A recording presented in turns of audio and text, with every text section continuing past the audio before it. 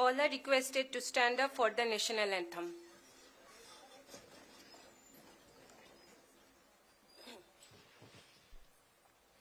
जनगण मन अधिनायक जय हे भारत माता पंजाब सिंध गुजरात मराठा द्राविड़ उत्कल बंगा विंध्य हिमाचल यमुना गंगा उच्चल जलधि तरंगा तव शुभ नामे जागे तव शुभ आशीष मांगे गाहे तव जय गाथा जन गण मंगल दायक जय हे भारत भाग्य विधाता जय हे जय हे जय हे जय जय जय जय हे। I now request Honorable Vice President of India, Sri Jagdeep Dhankar ji, and other respected dignitaries on the dais to come forward for the lighting of the ceremonial lamp and inaugurate the 27th International Congress of Vedanta.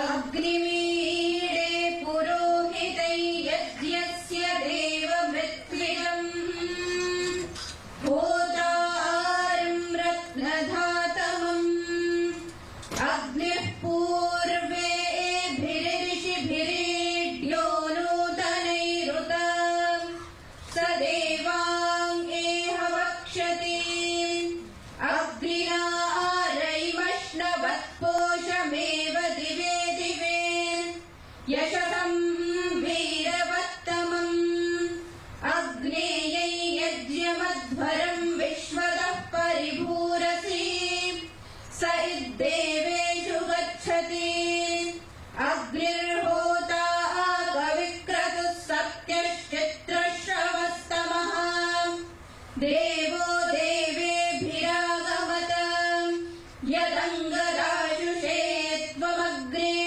भद्रं करिष्यसि तमेतत्सत्यहङ्गिरः उपत्वाग्ने दिवे दिवे दोषावस्तर्ध्रिया वयम् नमो भरन्त MC राजन्तमध्वराणां गोपामृतस्य दीदिविम् वर्धमानं स्वेदमे ॐ स्वस्ति। Thank you. I now request Honorable Vice Chancellor of Jawaharlal Nehru University, Professor Shanti Sri Dhulipudi Pandit, to felicitate our Honorable Vice President of India, Sri Jagdeep Dhankar ji, with a shawl and memento. Madam, please.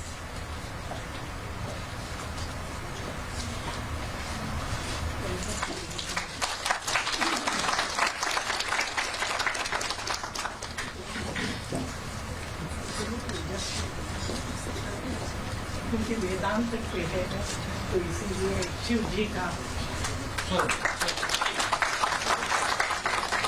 Thank you. This 27th International Congress of Vedanta is organized by the Center for Philosophy JNU in collaboration with ICTR New Delhi, Central Sanskrit University New Delhi, Center for Indic Studies, UMass Dartmouth, and the director of this 27th Congress of Vedanta is Professor Adarshapali Natarajan. I now request Honorable Vice Chancellor of JNU, Professor Shanti Sri Dhulipudi Pandit, to deliver the welcome speech. Madam, please.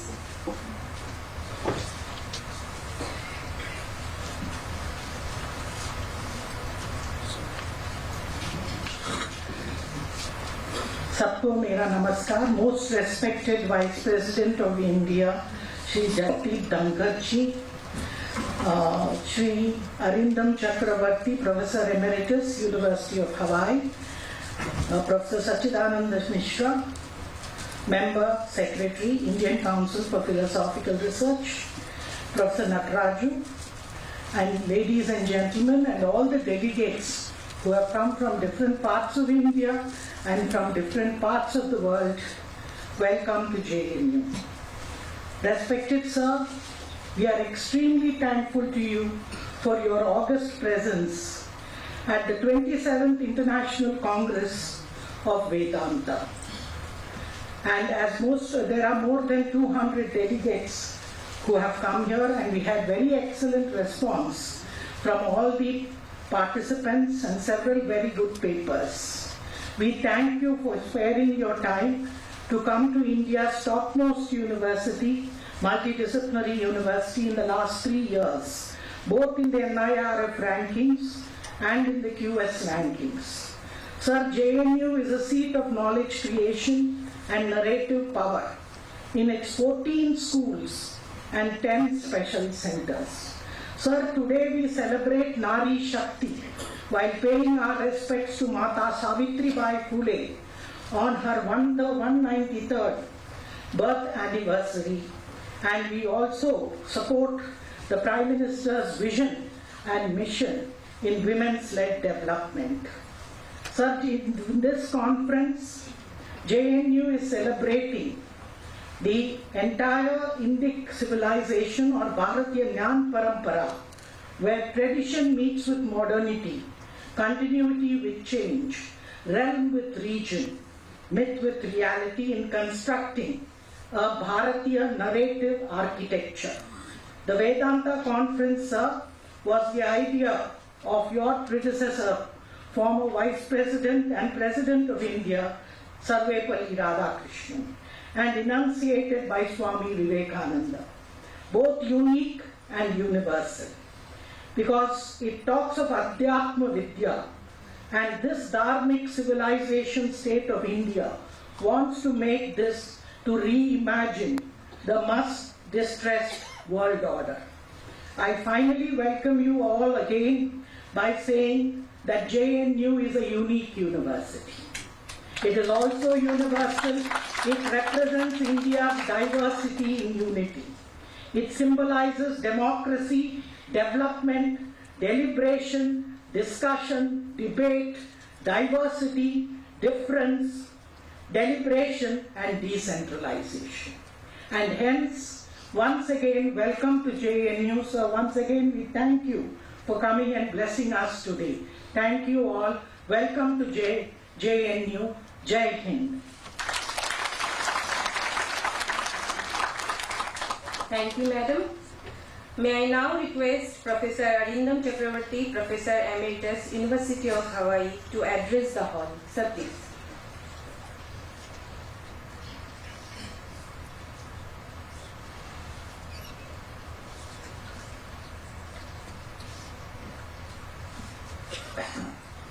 Om Murtam Vedanta Tattvam Shruti Saranigatam Sarvanite Sharanyam Varnanam Ashramanam Pranaya Sahakritam Rakshitaram Varenyam Krishna Premavataram Kalikalushaharam Yogirajam Yatindram Shri Sita Ramadasam Bhajatalita Bhavatankam Omkaranatham.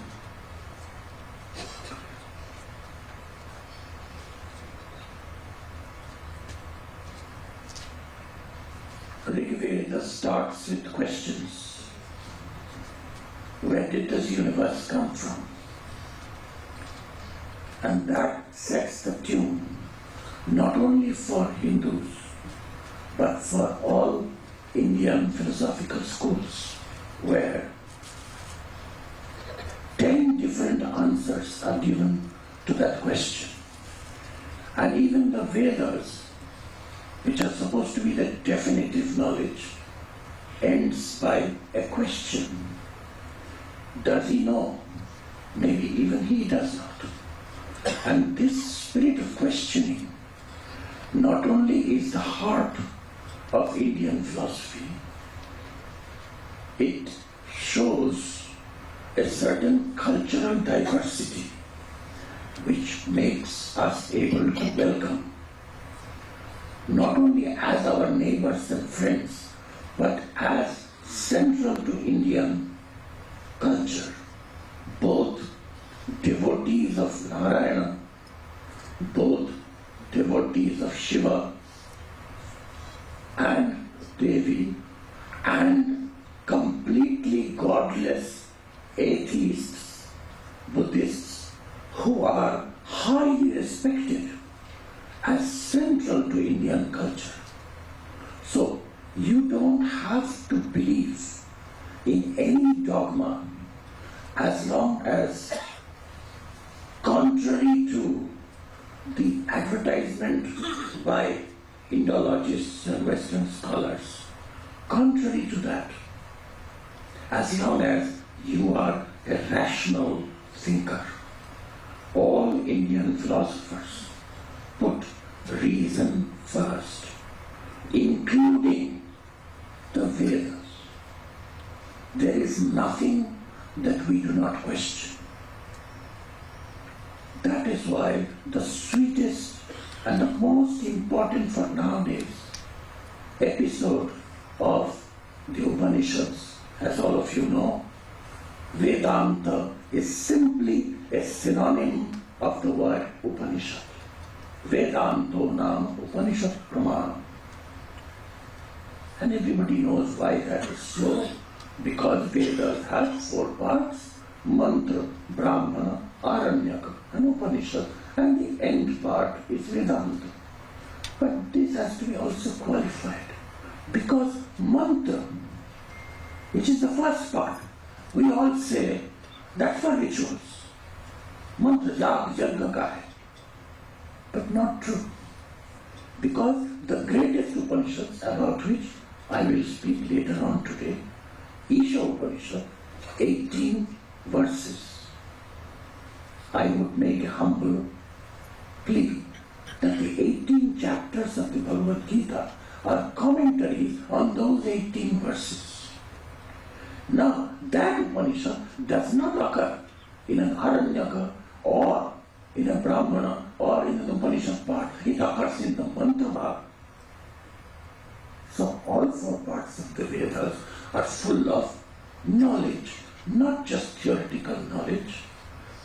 The Indo-European source of the word Veda is the same as the word video, where you hear as well as see, both.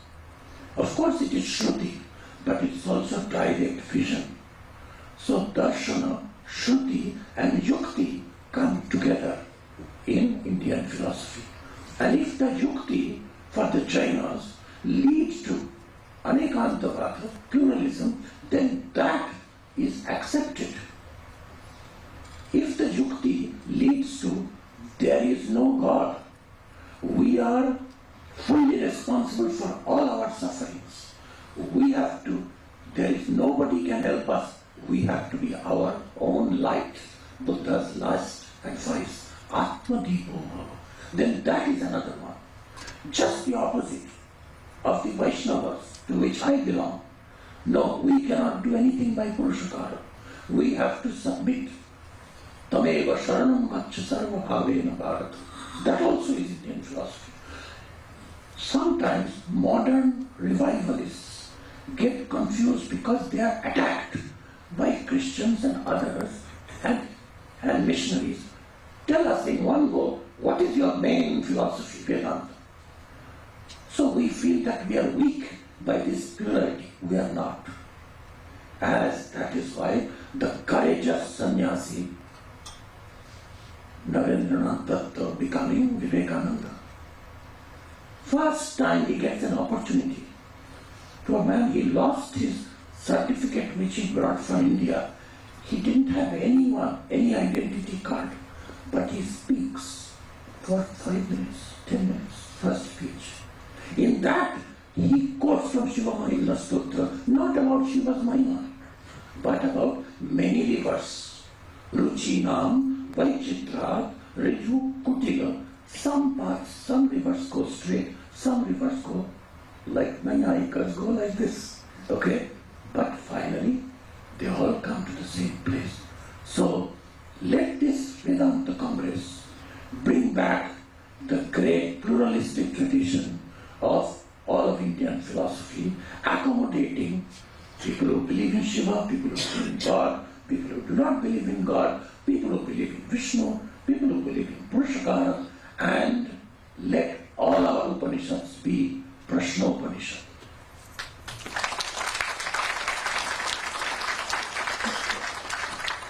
Thank you, sir.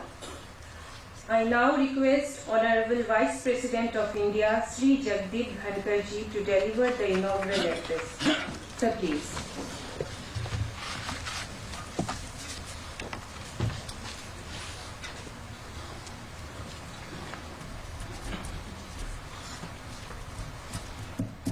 Yes. Good to check. Very good morning to all of you. Sri Arindam Chakrabarti, Emeritus Professor, University of Hawaii, USA. I have been Governor State of West Bengal for 3 years. Namaskar. And I'm sure this greeting will resonate also in West Bengal with the concerned. Professor Shanti Shri Dhulipuri Pandit, a difficult name, but then generates seamless connect. She first acts and then thinks. It's a wise strategy. The first woman Vice Chancellor, Jawaharlal Nehru University, and she talked of women-led governance empowerment. I entered the hall with a sense of relief. Your gender is dominating. 4 of us on the dais will have to do all we can to match your presence. Sri Nataraju Adar Supali, Director 27th International Congress of Vedanta. Sri Sachinanand Mishra, Member Secretary, Indian Council for Philosophical Research. Delegates from the country and outside, and my dear students. I will start with a caveat. I am not fully exposed to the academic concept of Vedanta, but I am charmed by it. I'm influenced by it. Its a practical aspect dominates my thought process. Friends, it is an absolute honor to be at the inaugural function of the 27th International Congress of Vedanta. Over these 3 days, you all, philosophers, educators, researchers, academia, scholarly students would dialogue, deliberate, and exchange research results and your experiences. After having heard Sri Arindam Chakrabarti, I am full of optimism and hope that there would be an enlightening ideation that will guide us in the very difficult, challenging times, daunting times we all are faced with. Vedanta is essence or conclusion of Vedas, our timeless treasure. Our Bharat is a land of Vedas, Upanishads, Purans, epics, Ramayana and Mahabharata, and Gita. But what a revelation! Gita के 18 अध्याय क्या कहते हैं, ये professor Arindam ने अपने को बता दिया है. I have therefore no doubt you will be feasted over these days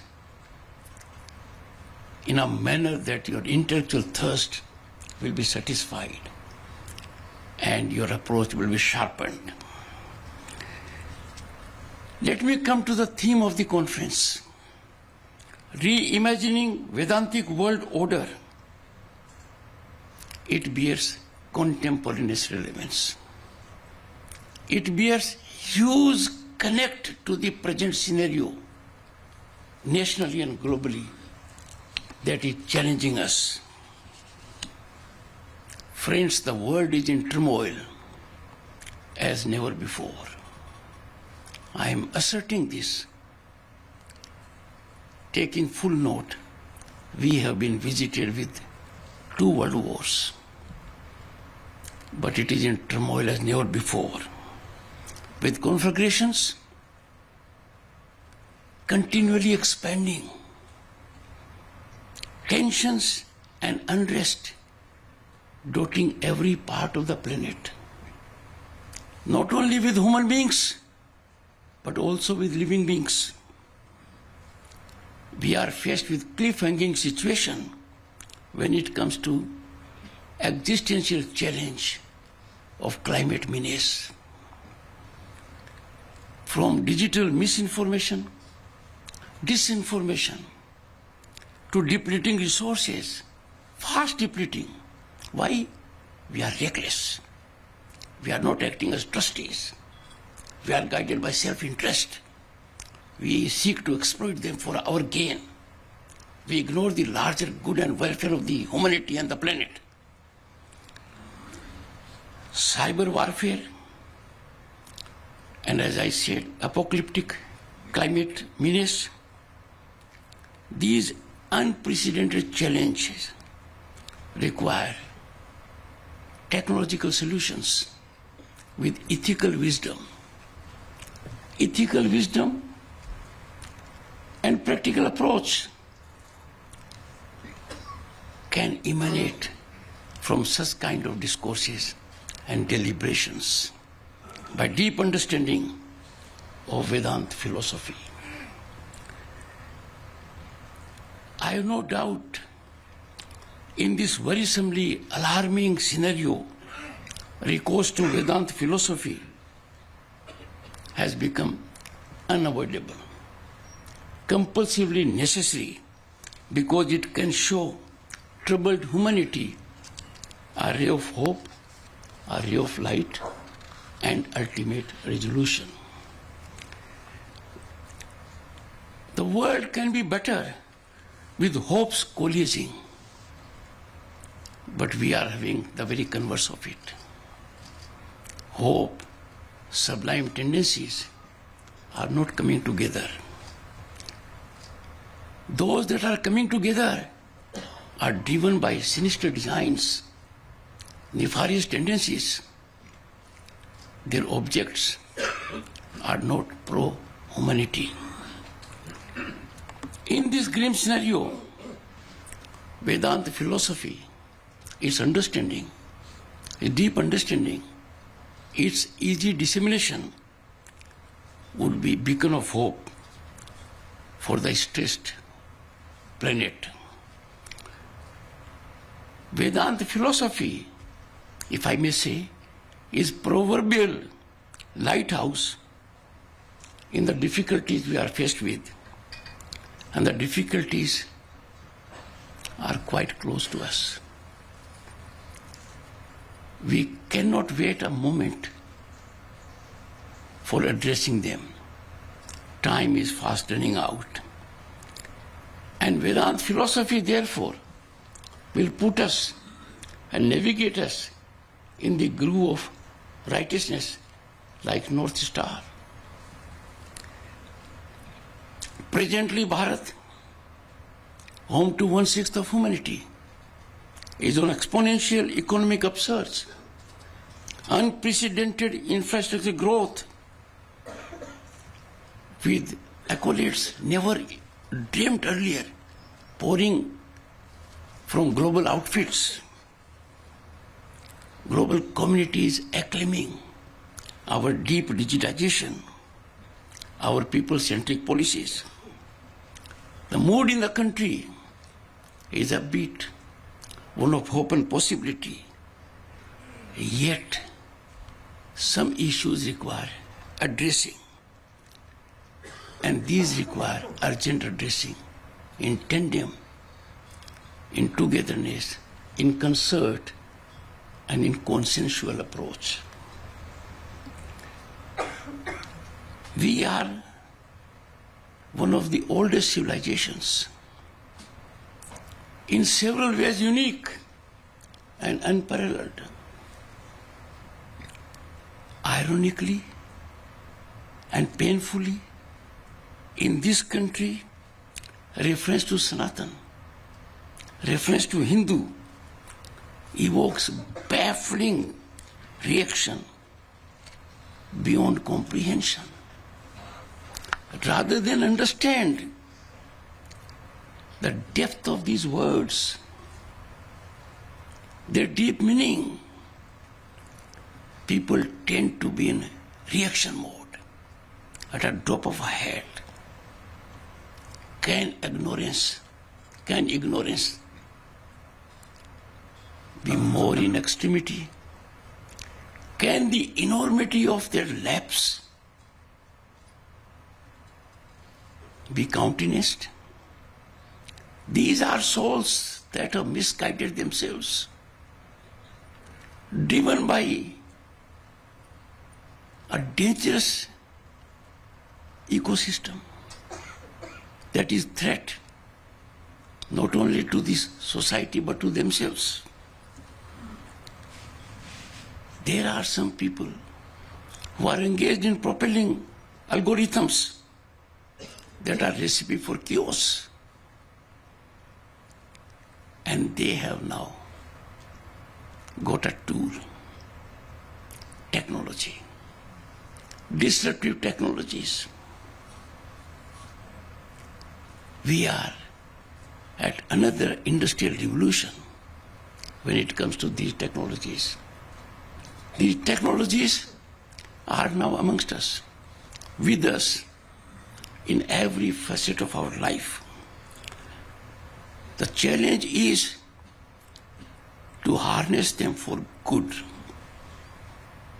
and to see that the evil mind does not make them potent for the wrong reason.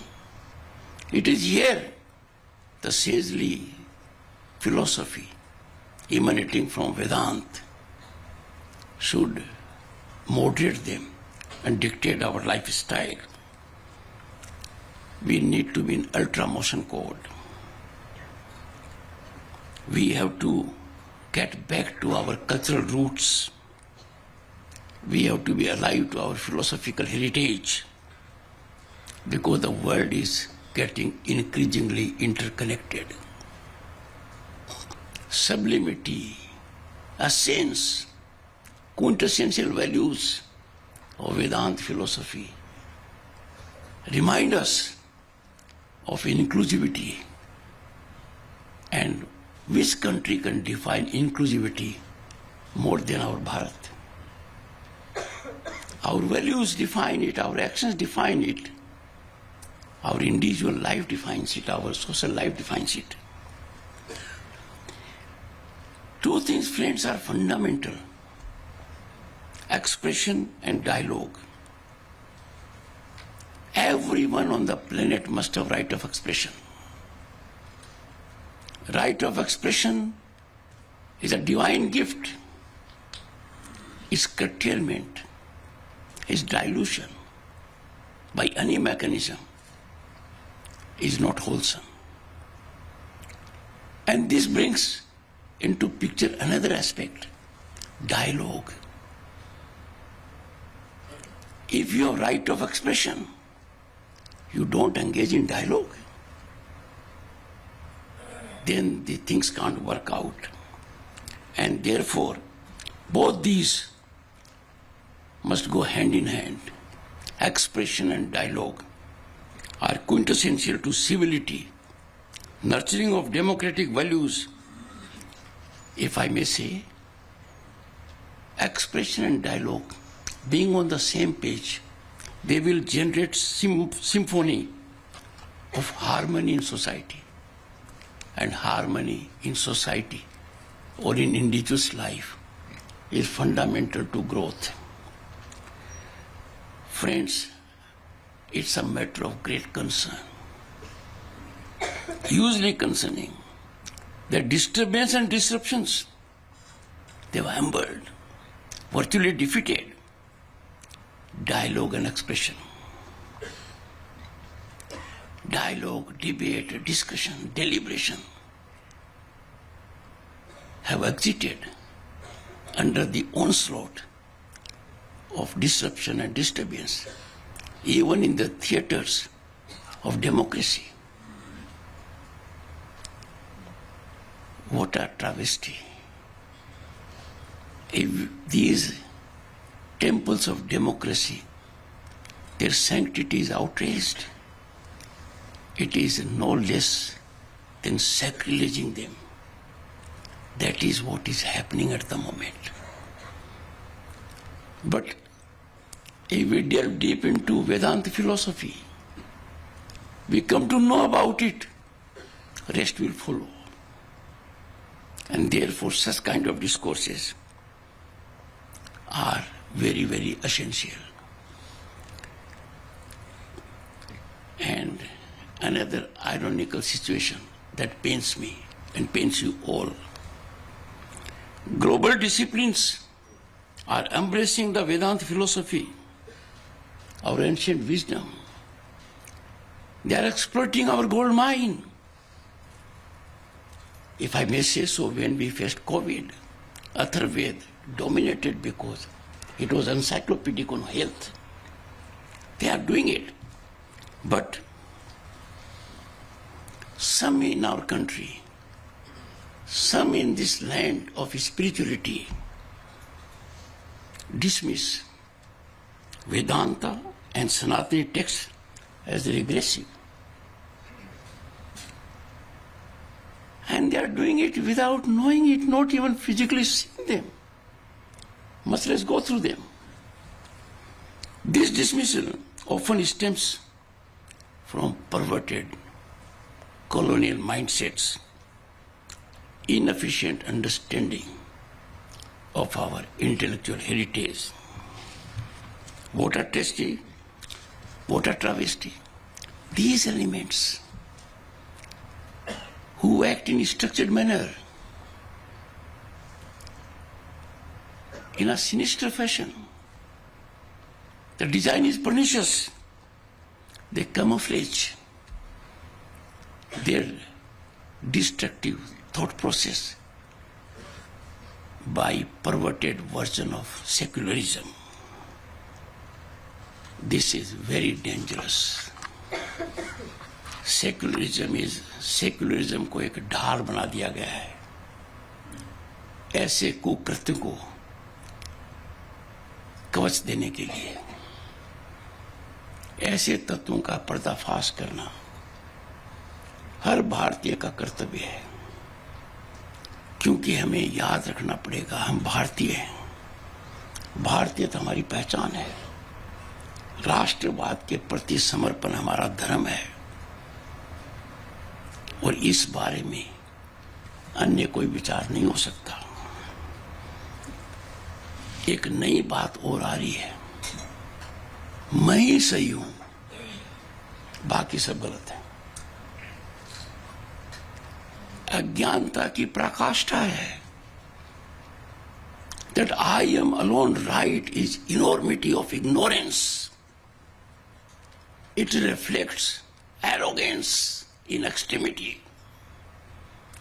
Steadfast clinging to one's stance as absolute truth and refusing to consider other viewpoint these days dominates public discourse. This intolerance undermines first our democratic values. Second, it disturbs harmony in society. And third, it doesn't allow productivity. On all counts, it leads only to disaster and failure. This rigid insistence of one's perceived righteousness, coupled with resistance to other perspectives, I will not listen to you. Your point of view has no value for me. I will not even consider it. That approach, coupled with resistance to other perspectives, this has become a pattern beyond our country. And this is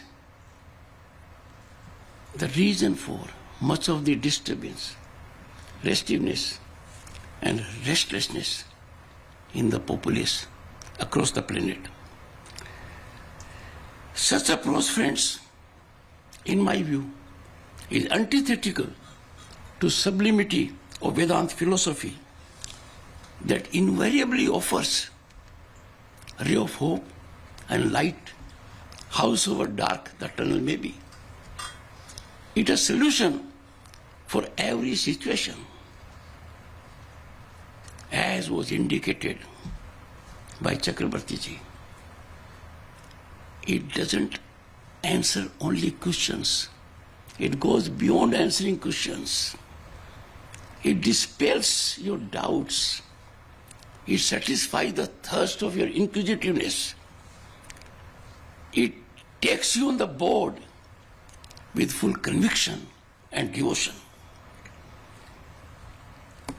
Vedanta can catalyze by bridging timeless wisdom with modern daunting challenges. और ऐसी परिस्थिति में ऐतिहासिक पृष्ठभूमि में चलना चाहिए. We had during Mahabharata Sabha Parva. Sabha Parva was there always to draw right lessons. After dialogue, debate, discussion, deliberation, understanding each other's point of view in an atmosphere of discipline and decorum. Never believing I alone am right. Always believing you have a good point. The point needs analysis, deliberation. We must act in concert.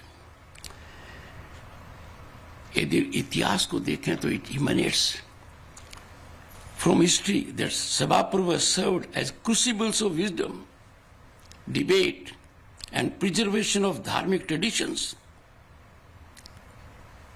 These Sabha Parva were crucibles where ideation churning catalyzed.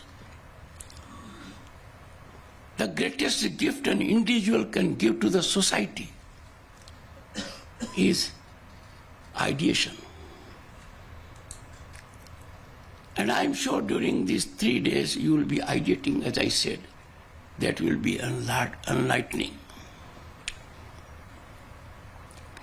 I have no doubt your deliberations and reflections in this Sabha on Vedanta's transformative power, which is enormous, which is much beyond the nuclear power, which is much beyond the power of disruptive technologies, would go a long way.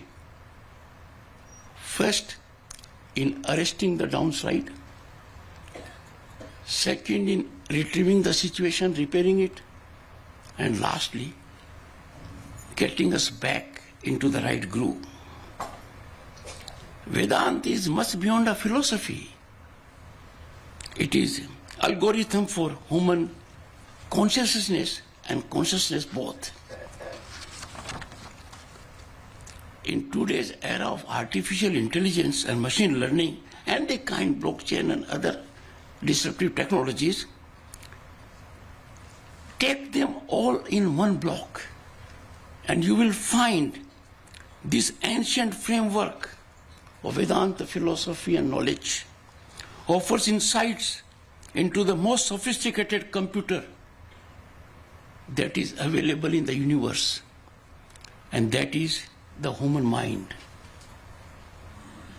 Vedanta extends more than just offering answers, as I said, and as was said by Chakravarti ji. It dissolves your question. It does not negate your question. It does not question your question. It dissolves it. You absorb the resolution. The absorption by you is so seamless that you are in oneness.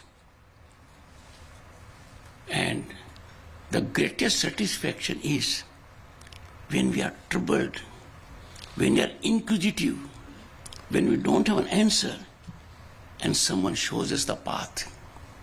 This is what Vedanta does. Friends, it is expedient. I would say it is urgently expedient. The collective mission of this august assembly, this Sabha, must be to extend this illumination not to millions, but to billions. This illumination, friends, works at both levels. Like, what can you contribute for your nation? An individual can contribute.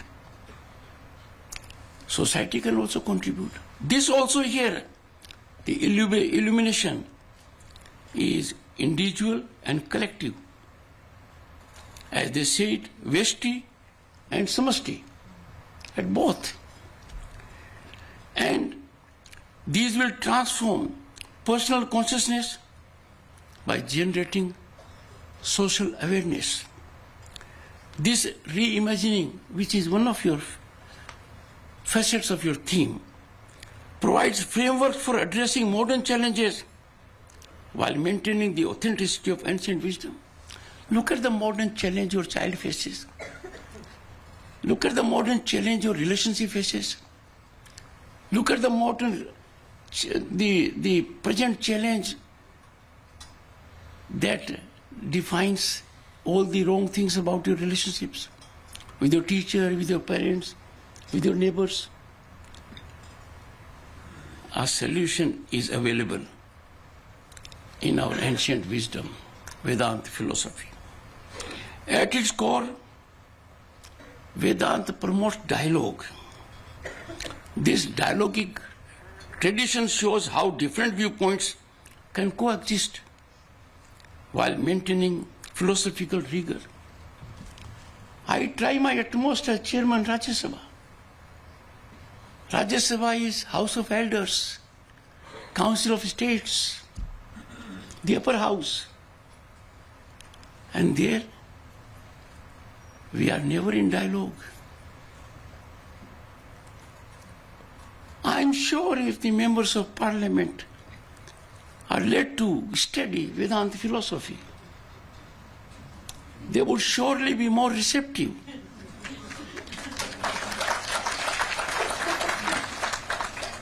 And I would hold the people at large also responsible in some way. They should generate pressure on people who fail to perform their duty. People do it when a doctor is not performing duty, when a lawyer is not performing duty, when a public servant is not performing duty. But why don't you be in high decibel agitation to deal when your representatives don't do their duty? Their actions are not in conformity with the essence of Vedanta philosophy. These traditions engage in rigorous debate. There is a respect for decorum, respect for other point of view, and this is reflective of intellectual maturity. This model of respectful disagreement, Vaad Vivad Parampara, exemplifies scholarly discourse. मैं आपसे सहमत नहीं हूं, ये intellectual discourse है, पर मैं आपके मत को अपने जहन में नहीं आने दूंगा. I will be impregnably equipped to be repulsive to your point of view. When you don't listen to other point of view, you are revealing one thing, that you are arrogant. You think I am alone, right, no one else. You are being judgmental on the other person. And secondly, for rational mind, you are irrational.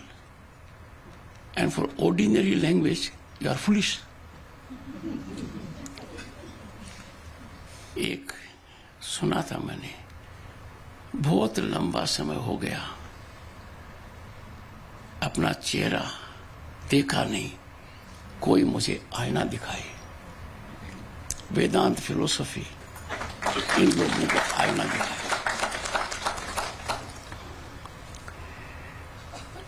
As a matter of fact, disagreement is the greatest expression of democratic values. Like a failure is not failure. A failure is a stepping stone to success. A failure is not your defeat. Failure comes from several circumstances. You plan something very great and weather comes into way, inclement weather. You can't go to your place you like. It happens. So failures, young boys and girls, should not be taken as defeat. अब क्या है कि दो ही पक्ष हो गए, binary world, हाँ ना. अरे हाँ ना का तो मतलब ही नहीं है. वेदांत philosophy teaches you not this, not that. It doesn't say yes or no. India's enduring unity amid tremendous diversity stems from this Vedantic foundation. Just imagine why this country has never believed in expansion. Why we have been so absorbing. Our inclusivity is embedded in our DNA that has evolved for more than 5,000 years. Vedanta's dynamism allows each generation to discover contemporary relevance while preserving timeless truths. I'll tell you, before Socrates, we had a philosopher, Heraclitus. He is famously known for the only constant in life is change. But he buttresses it by an illustration.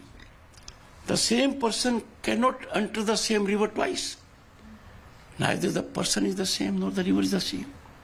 Similar is that Vedanta philosophy will have answers for problems that will keep on evolving, but you will find solution there. This adaptability enables Vedanta to address modern challenges while being pegged to its eternal principles.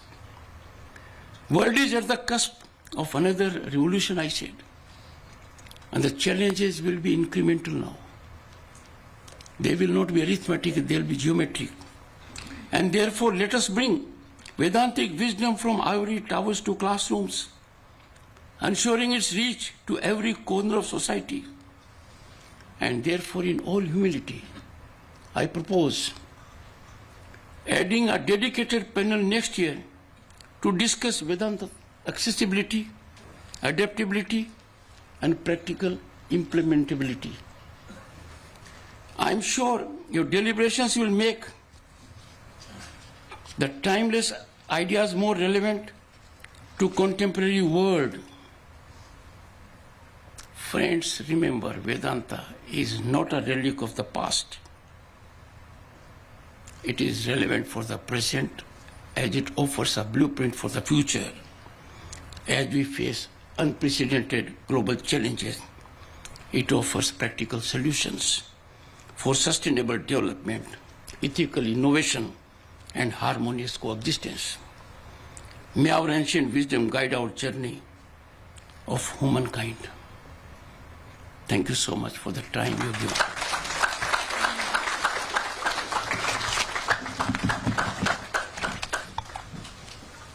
Thank you, sir.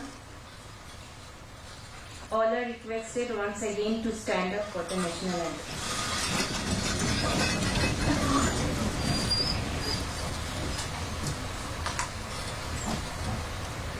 जनगण मन अधिनायक जय हे भारत